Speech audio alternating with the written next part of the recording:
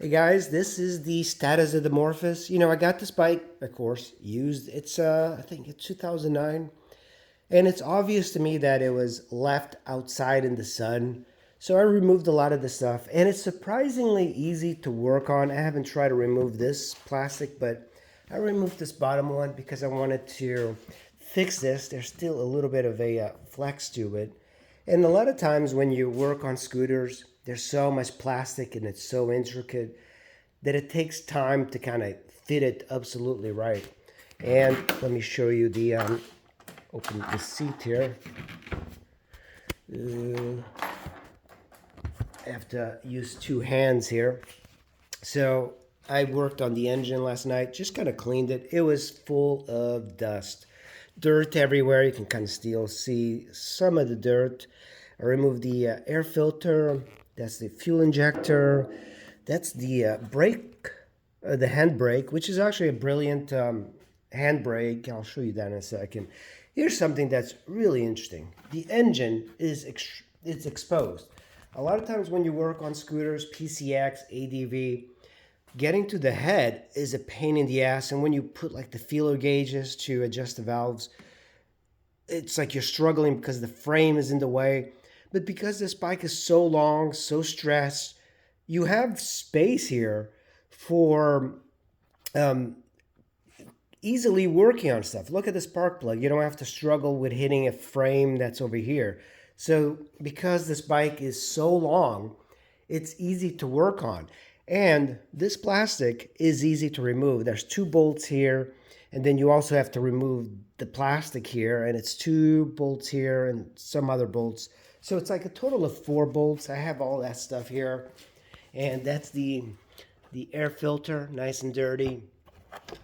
And then here's that rear plastic. And then there's the bucket for the front one.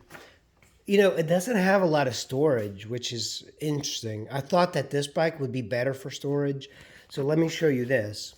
That's the rear. I thought, because I never really paid attention to the Morphous storage. You don't get this bike for storage, but it would be nice.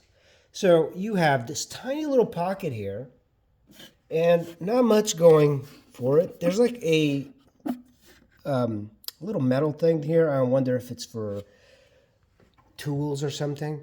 So you have this little tiny thing and a key, and I'm like thinking, they could have made it a little bit bigger. And here's why I say that. So it stops here, but if you look at the plastic there, it's flared out. It comes out quite a bit. They could have made the pocket go in, and you would have these kind of long sections to put tools or whatever you wanted.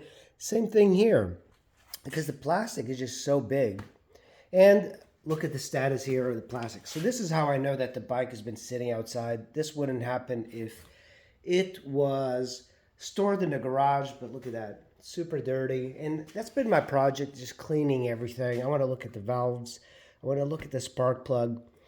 The bike rides perfectly. There's like some noise when you turn, so I want to make sure that everything here is good. I also found an SAE plug to the battery, but it was tucked in, so I'm unsure why it was so tucked in. So another thing we're going to do is I will be installing a 12-volt socket. That's the plastic there for the pocket. That's right, this bike does not have any way of charging a phone or anything. So I kind of figure I have one of those, so I want to do it. And look at how low that headlight is. This is easy to remove as well. So that's kind of one of the things I'm finding out, is that this bike is actually easy to work on. It's got a lot of plastic, but they made the parts where you need to service, getting to the battery, getting to the engine, easy to remove. So that's that bolt, and this kind of slides forward and up, and it's done. Battery, still good. I wish it was a little bit lower on the bike, but this bike, that's its gift in life, is it's low to the ground. You cannot get any lower.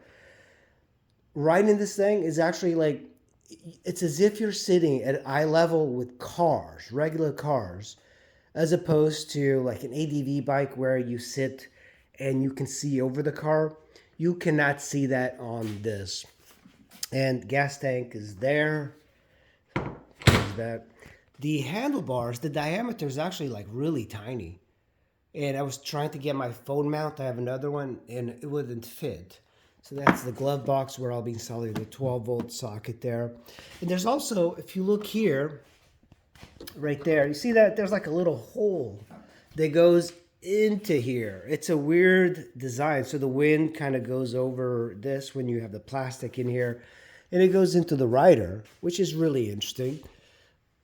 I'm not sure I like the handlebars. You know, on something like this, I think the handlebars should be somehow covered, but I do appreciate the handlebars being exposed because I can put like a phone mount.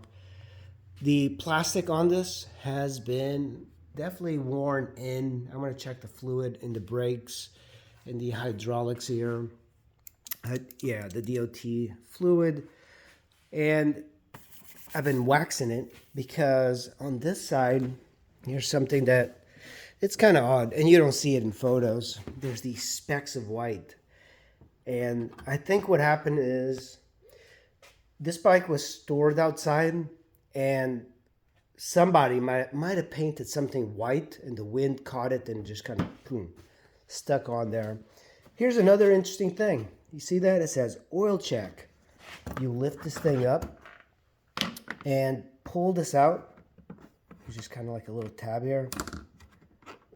Pull it up. And you have access to the dipstick.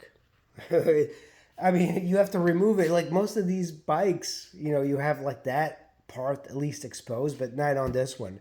They really kind of like shielded everything.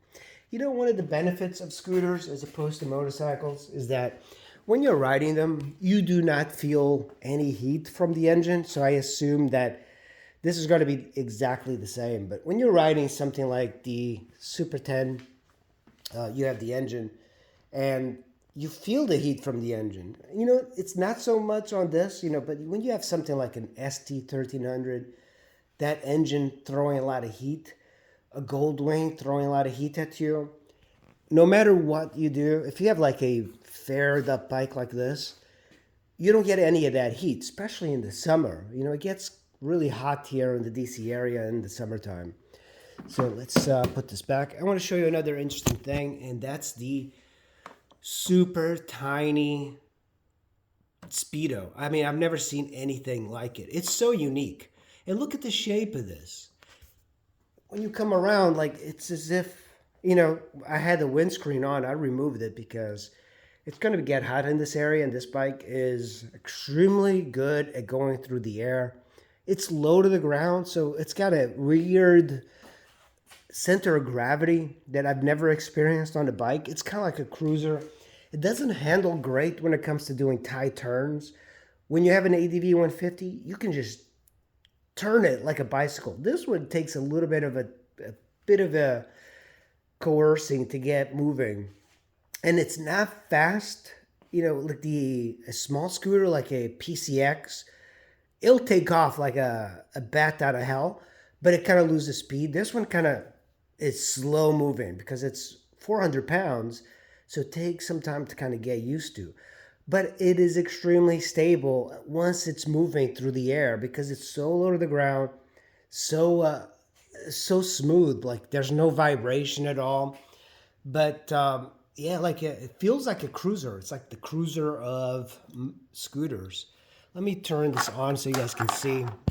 Very minimal. Look at that. You have the dash up there. You have the speedo. You have a trip 1, 2, and then odometer and clock. And that's pretty much it. You don't have anything else. Excuse me.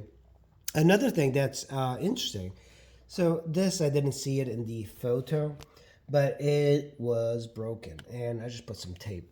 So this entire thing is the brake light. It is separated, but the problem is this thing is extremely expensive because this bike's plastic is so much plastic and it's rare. It's going to get expensive, so do not drop it. I don't think this bike was dropped. I think it was just scratched up, you know, from being in you know, I don't see anything that's broken.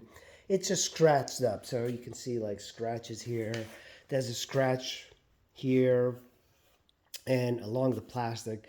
So that's really the only downside thus far that I've seen of this bike. But yeah, weird scooter, and I thought it was an interesting find. I got it for a good deal, at least for me. So I'm going to ride it.